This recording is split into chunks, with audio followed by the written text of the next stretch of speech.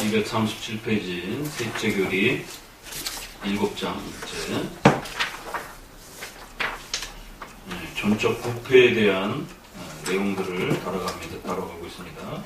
인간의 타락은 전적으로 하나님이 베푸신 은혜들을 어긴 불순종한 아담의 자유의지를 통해서 범죄한 것이다라고 하는 이 정의, 그리고 그것이 본성이 유전되고 전가되는 방식으로 죄의 또 연속성의 후손들에게 죄가 또 흘러간다라고 하는 것, 그리고는 그 죄로부터 본질상 진노의 이러한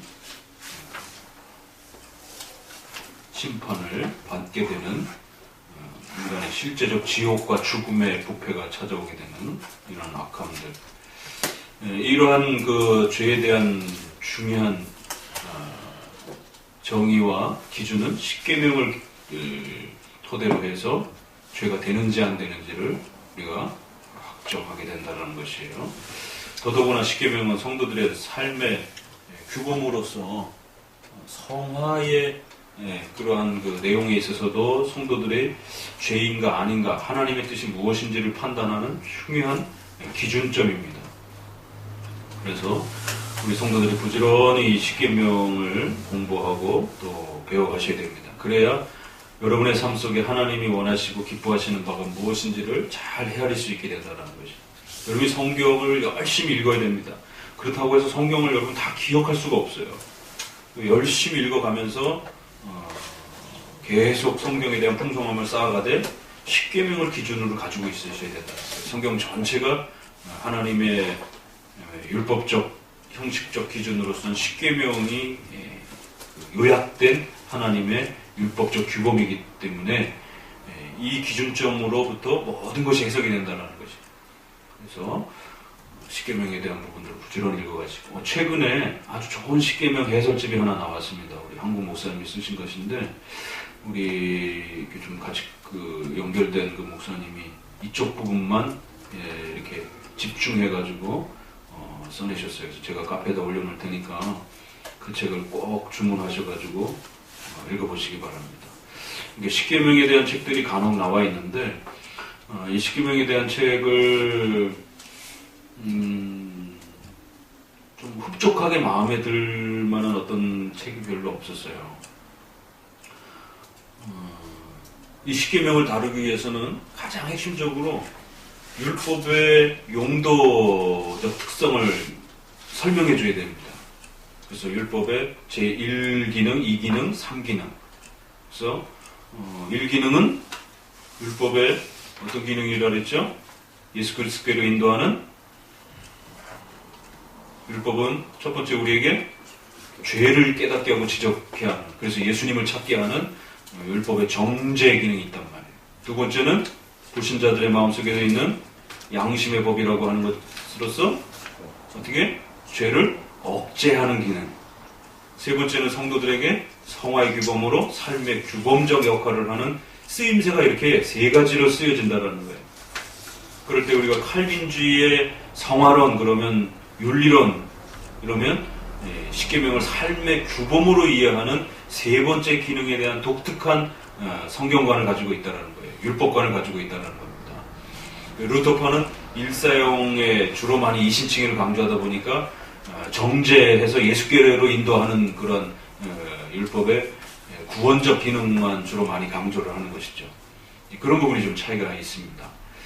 그래서 그 율법의 기능면들을 잘 설명해야 되고, 또 형식적으로는 율법이 구약의 제사법의 형식을 가지고 있고, 또 사회적인 그 형벌을 내리는 사회의 정치법적인 사회법적 구조의 외형을 갖고 있단 말이에요. 그런 부분들은 중단되었습니다 라고 하는 웨스트민스터의 설명처럼 영원히 지켜야 되는 도덕법적 성격으로 또 있다라는 것이. 그래서 이 세 가지 형태로 율법이 옷을 입었다라는 것이죠. 그래서 두 가지를 잘 걸러내고 그 두 가지 속에서도 도덕법적인 어떤 요소가 어떤 것인지를 잘 찾아내서 이끌어내야 되는 그러한 방식으로서 율법에 대한 이해.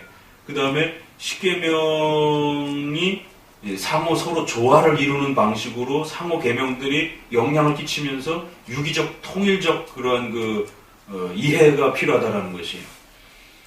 그래서 1판이 우선이 될 때가 있고 2판이 또 이렇게 조화를 이루어야 될 때가 있고 2판 중에서도 5계명에서부터 7계명 가운데서 또 5계명, 6계명이 앞서야 되는 또 원리적 우선성이 있고 5계명은 질서에 대한 문제, 살인에 대한 문제 이런 문제란 말이에요. 그런 부분과 관련했을 때 교회 나오지 못하도록 하는 부모님의 요구를 1계명에 맞춰서 그런 요구들은 묵살하는 겁니다. 왜? 1판에 1, 2, 3, 4계명의 우선순위가 되기 때문에. 그리고 때로는 또 5계명과 6계명과 관련해서 문제가 부딪혔을 때 거짓말이라고 하는 이러한 요구들을 요구받게 되면 전쟁터라든가 의사라든가 또 경찰이라든가 이런 특수한 어떤 직업군을 가진 상태에서 어떤 거짓말을 해야 될 그 상황이 닥쳤을 때 그것이 자신의 5계명에 대한 그 직분적 우선성이 있단 말이에요. 경찰의 법을 집행하는 자로서의 어떤 공무성, 또 그 다음에 6계명, 사람의 생명을 보존시켜야 되는 어떤 그러한 급박성, 이런 것 때문에 때로는 의사가 거짓말을 할 수도 있고 환자를 향해서 나을 수 있다라고 그 거짓말을 허락되어지는 적극적으로 추천은 아닐지라도 허락적 하나님의 섭리가 있단 말이에요. 그리고 군인들이 작전을 수행하면서 국가를 지키기 위해서 거짓말을 해야 되는, 적지에서 거짓말을 해야 되는 그런 여러 가지 상황들. 또 형사들이 범죄자를 잡기 위해서 때로는 거짓말을 하고 여러 가지 형태들이 있잖아요. 그래서 택배 기사처럼 또 무슨 다른 상인처럼 꾸미면서 작전을 실행해야 되는 여러 가지 경우들도 그렇고 이런 많은 부분들이 생명과 5계명과 더 직접적으로 연결될 때는 9계명과 8계명이 이렇게 양보되어지는 이런 상호 유기적 통합적 그 성질의 아주 복합적 관계들이 있단 말이에요. 그래서 이 부분을 대요리문답에서 가르쳐고 있어요. 그래서 대요리문답을 중심으로 한 10계명에 대한 복합적 이해, 그러니까 이런 요소들이 잘 따라붙고 그 10계명이 기독교 문화와 세계관의 어떤 그 윤리적 토대가 되는지에 대한 세계관과 문화관으로서의 실천적 그 윤리적 적용으로서의 10계명에 대한 이런 이해. 이게 이렇게 지금 말씀드렸던 요 핵심이 요게 중요한 내용이 나와야 됩니다. 10계명을 설명할 때는. 근데 최근에 그 책 나온 거는 목차를 쭉 보니까 아주 정확하게 그 부분을 요소들을 짚어놓으셨더라고요. 그래서 참 이분은 이거를 정확하게 알고 계신 분이다라고 그러면서 그 책을 내신 분한테 좋은 책 냈더라라고 추천을 했는데 꼭 사보셔야 됩니다. 그래서 10계명을 잘 알아야 부패로부터 인간의 죄악으로부터의 구원의 문제를 고민하기도 하고 성도들이 성화 속에서 살아가면서 어떻게 하나님의 뜻을 더 잘 분별하고 이해할 것인가에 대한 확대된 하나님에 대한 올바른 섭리적 지식들을 갖게 된단 말이에요. 10계명을 여러분 헷갈려 하게 되면 하나님의 뜻에 대한 옳고 그름을 흔들려 버린단 말이에요. 이걸 꼭 명심하셔야 됩니다. 자, 7번 같이 읽어봅니다. 하나님께서 그의 비밀스러운 뜻을 구약 시대는 오직 택한 백성들에게만 계시하시지만 신약 시대는 여러 민족과 구별이 없어져서 많은 사람들에게 계시되어 있다. 이 구별은 어느 한 민족이 다른 민족보다 우월하거나 이 자연의 빛을 더욱 잘 사용해서가 아니요 다만 하나님의 주권적인 선하심과 무조건적인 사랑의 기인을 따릅니다. 따라서 반역과 범죄에도 불구하고 그냥 사랑으로 돌보심을 받은 그들은 겸손한 감사한 마음으로 또한 사랑의 사도로서 하나님의 은혜를 깨닫되 이 은혜를 받지 못한 사람들에게만 하나님의 공의의 심판을 의심하여 낮추는 일이 결코 있어서는 안 된다. 이제 요 항목 정도로부터는 이제 우리가 전적 부패 부분보다는 이제 구원의 하나님의 불가항력적인 구원의 은혜라고 하는 강력한 하나님의 구원의 역사, 인간의 죄악과 악을 넘어서서 하나님의 택자들에게 강력한 구원의 역사를 부어오셔서 그들이 하나님의 구원으로 나올 수 있도록 이끄시는 그런 성령 하나님의 강력한 내적 조명과 인간의 의지로 저항할 수 없을 정도로 그렇게 강력한 은혜를 부어주시는 방식으로서 우리를 죄에서 끄집어낸다는 거예요. 만약에 인간이 저항할 수 있는 정도의 수준으로 그렇게 은혜를 주게 되면 사탄의 그 엄청난 족쇄 가운데서 인간의 그 죄악의 그 강력한 족쇄로부터 인간은 빠져나오지 못합니다. 그러니까 이 죄가 얼마나 무섭고 비참하고 또 하나님 앞에 정죄받은 그 심판이라는 게 정죄가 얼마나 강력한 것인지를 깨닫지 못하면 구원의 은혜를 너무 쉽게 생각하는 거예요. 마치 자기가 저항하면은 자기가 수용하면 되는 것처럼. 그러니까 저쪽에서는 자꾸 인간의 의지로 저항할 수 있는 것처럼 자기가 최종적 선택자인 것처럼 그걸 받을 건지 말 건지 자기가 결정하겠다라는 거예요.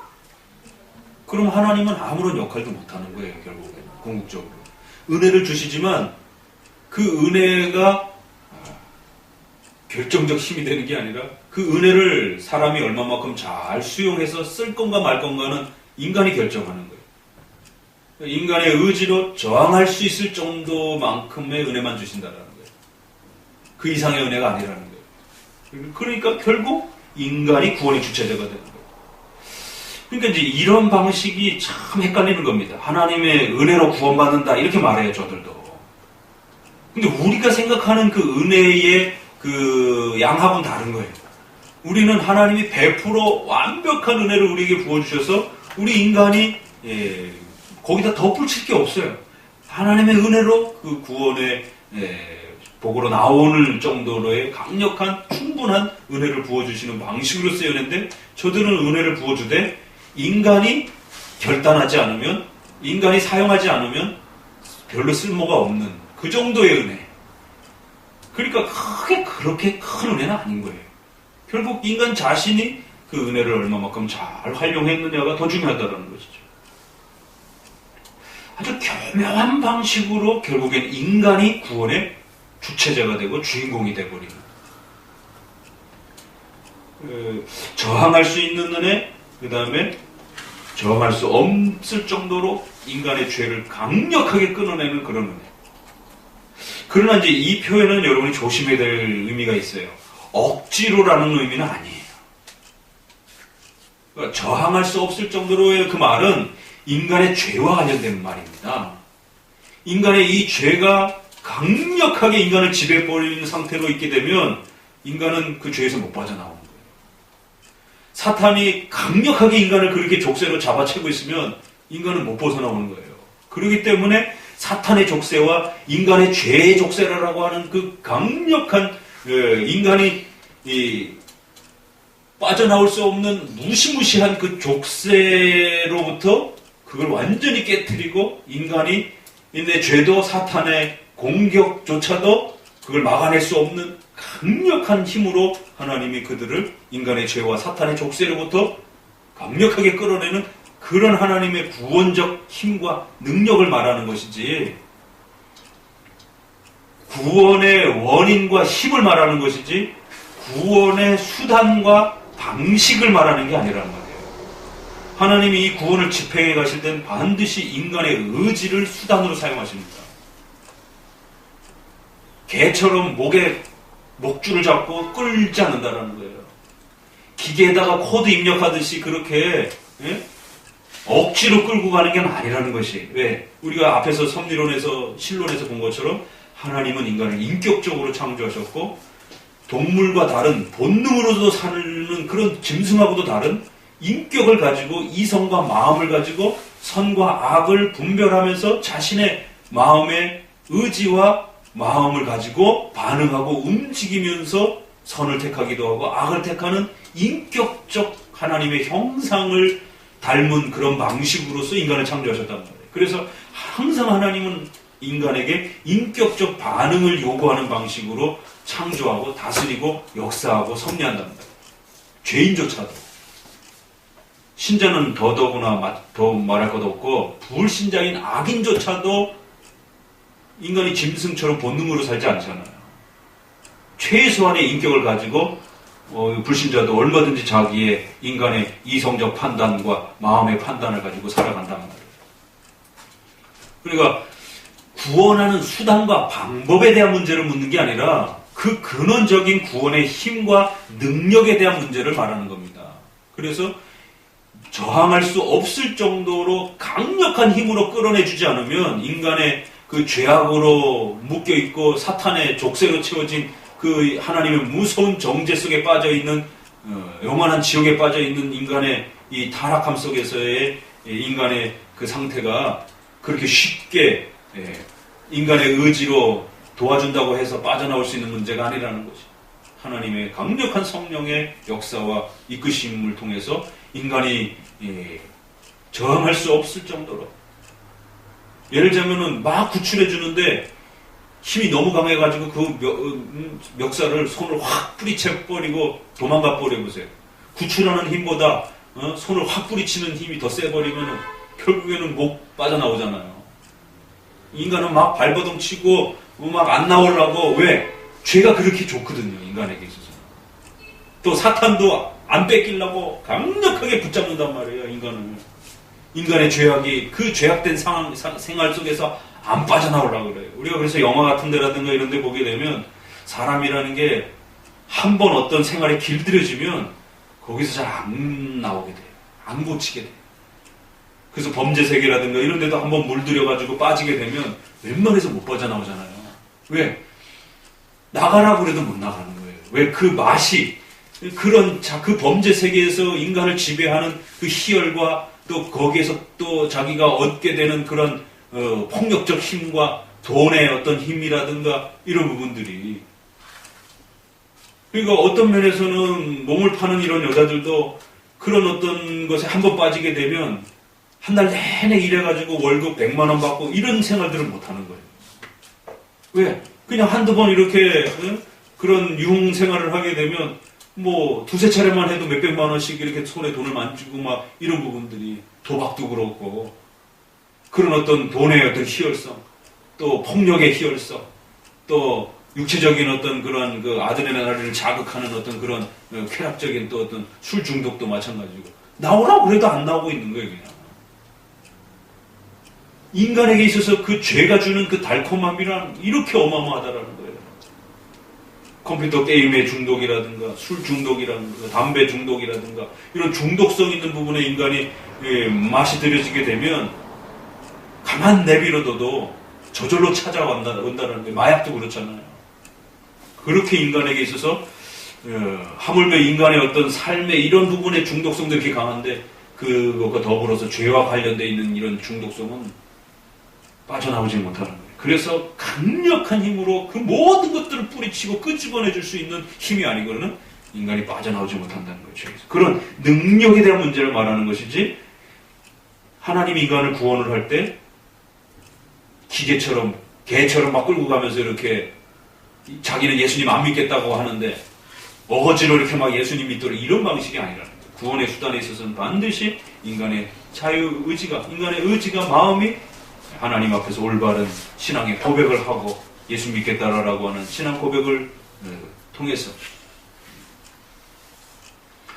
반드시 그러한 자원하는 그러한 마음의 결단과 선택들을 통해서 오늘도 우리가 소리 문답을 통해서 봤잖아요. 우리의 마음을 깨닫게 하고 설득하고 마음의 의지를 새롭게 해서 그 마음이 결단하는 방식으로 그렇게 나오게 하신다는 거예요.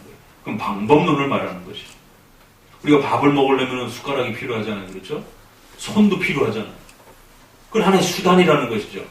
그러나 밥은 우리 몸을 움직이는 에너지원이에요. 그렇지만 그 에너지원을 우리가 취할 때 손이나 숟가락이라고 하는 또 이런 도구가 필요한 겁니다. 그런 것처럼 반드시 인간을 구원하실 때는 억지로가 아니라 그의 마음에 자원하는 마음의 결단과 그 의지의 변화를 사용하시는 것이 인간의 의지를 사용하시는 거예요.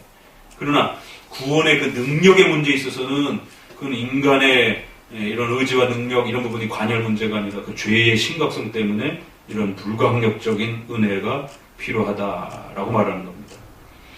이런 하나님의 은혜의 그 계획이 그걸 우리가 경륜이라고 이렇게 얘기를 해요. 섭리라고도 표현을 하고 이런 하나님의 계획이 구약에는 민족적으로 이스라엘 백성만을 제한시켜가지고 그들에게만 하나님의 이러한 구원의 은혜가 펼쳐졌다는 거예요. 그러나 신약에 와서는 전 세계를 대상으로 하는 형태로 전 민족에게로 그 복음이 확대되는 그러한 구별성의 하나님의 경륜, 섭리, 계획이 이렇게 차이가 난다는 것이. 그것은 어떤 민족의 우수성과 어떤 그 개인의 어떤 특수성이 아니라 하나님의 구원의 깊은 역사와 계획 속에서 나온 하나님의 일이라는 거예요. 그럼 구약에도 그러면 동일하게 그렇게 전체 민족이 다 구원의 기회를 얻을 수 있도록 하시지 왜 그렇게 안 하셨습니까? 그건 우리가 알 수 없는 겁니다. 그건 하나님의 계획이 그게 훨씬 더 좋았던 거예요. 그래서 아브라함과 이스라엘 백성들을 먼저 한 민족 속에서 부르시고 예수님이 오시고 난 다음에는 전체 민족으로 확대되었다라고 말하는 것입니다. 이것은 다만 주권적인 선하심과 무조건적인 하나님의 은혜와 사랑 속에서 그렇게 진행되어진 것이다라는 거예요. 따라서 반역과 범죄에도 불구하고 은혜와 사랑으로 돌보심을 받은 그들은 겸손한 마음으로 하나님께 은혜를 돌려야 되는 거고, 이 은혜를 받지 못한 사람들에게 임한 하나님의 공의의 심판을 의심하여 낮추는 일이 결코 있어서는 안 된다. 이 뒷문장은 뭘 의도하고 이런 문장을 표현을 쓴 걸까요? 그러니까 은혜 받은 자들은 은혜인 줄 알고 감사하시고, 은혜를 받지 못한 자들은, 구원의 기회를 얻지 못한 자들은 그렇다고 불평해서는 안 된다. 이렇게 끝을 맺거든요. 앞문장을 읽어보면 뒷문장의 그 추가적인 발언은 어떤 의도에서 표현한 걸까요? 자꾸만 어떤 사람들이 이 구원론을 펼쳐가면서 하나님의 공의의 심판을 자꾸 낮추려고 하는 이런 유혹들이 있다는 겁니다. 조심하셔야 된다는 거예요. 그 심판의 기준을 낮추니까 어떤 일이 벌어져요? 그러면 예수님, 우리 한국 같은 경우는 세종대왕과 이순신과 같은 훌륭한 분도 지옥 갔습니까? 이런 아주 악의 같은 질문이 나올 때, 그러게 말이에요. 그건 너무한 거 아닌가? 그러니까 예수님이 전도가 되어서 교회가 세워지기 전에 백성들은 다른 방식으로 구원받을 수도 있다. 이런 이야기들이 자꾸 술술술 나온단 말이에요. 우리는 과감하게 얘기해야 돼요. 한국의 교회가 세워지기 전에, 복음이 전달되기 전에 돌아가신 분들은 다 지옥 간 겁니다. 어쩔 수 없어. 알 수가 없는 거예요, 우리가. 그 부분에 대해서 그들에게 다른 방식으로 구원받는다라고 말하기는 수는 없는 것이죠. 오직 예수 그리스도를 믿음으로 구원받는다 이렇게 말하니까. 그래서 자꾸만 공의 기준을 낮춰서 예수님 교회가 세워지기 전에 사람들은 착한 행동들을 통해서 그들 나름대로의 선행을 통해서 구원받을 수도 있다. 이런 얘기들이 자꾸 나오고 얘기를 해주다 보니까 답을 말해버렸네. 이 뒷문장은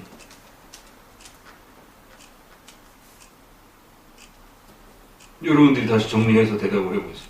어떤 내용을 정리해 주려고 이 뒷부분을 다시 한번 더 보강하는 걸까요?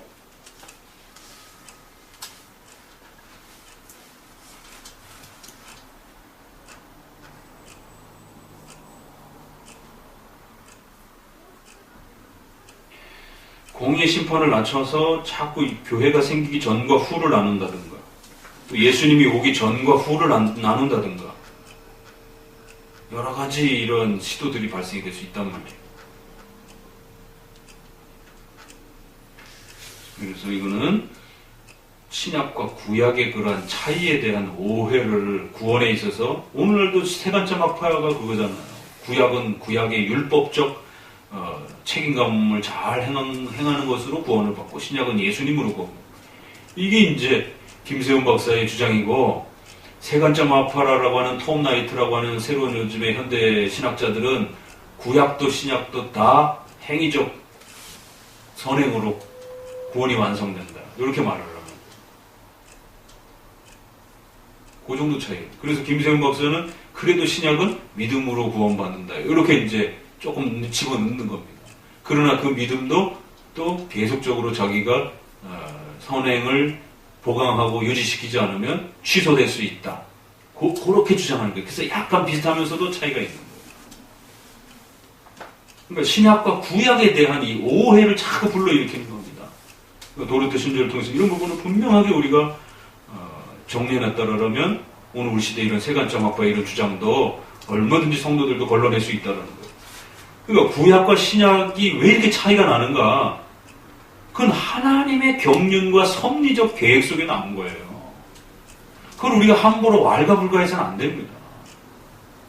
그럼 오늘 우리 시대에 100년 전에 돌아가신 분들은 어떻게 할 거예요? 그럼 하나님의 섭리 역사 속에 이 땅의 복음이 1885년에 들어온 겁니다. 천주교를 통해서 조금 더 일찍 돌아왔지만 그 전에 돌아가신 분들은 복음의 기회가 없는 거예요. 그럼 억울하지 않느냐? 그렇게 하나님의 공의의 심판을 자꾸 이렇게 왈가불가하면 안 된다라는 겁니다. 그건 하나님의 섭리 계획 속에서 복음을 주시지 않은 겁니다. 구약의 많은 백성들이 복음의 기회를 주시지 않은 것처럼 그건 하나님의 공의로운 심판의 공정성이 신비 속에 가려져 있지만 이스라엘 백성 한 백성들에게만 복음의 기회를 주신 겁니다. 그리고는 신약에 와서는 좀 더 확대가 되었고 근데 그 신약조차 우리랑 비교해보게 되면 신약이 확대가 됐음에도 우리 동양까지는 확대가 안 됐잖아요. 그럼 그걸 하나님한테 따지게 된단 말이에요.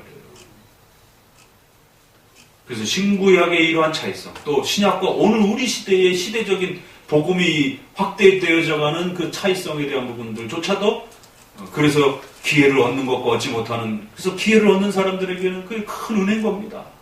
그러나 기회를 얻지 못한 자들은 또 그 나름대로 하나님의 공의적 죄에 대한 심판과 무서운 하나님의 또 공의적 심판이 있는 것이죠.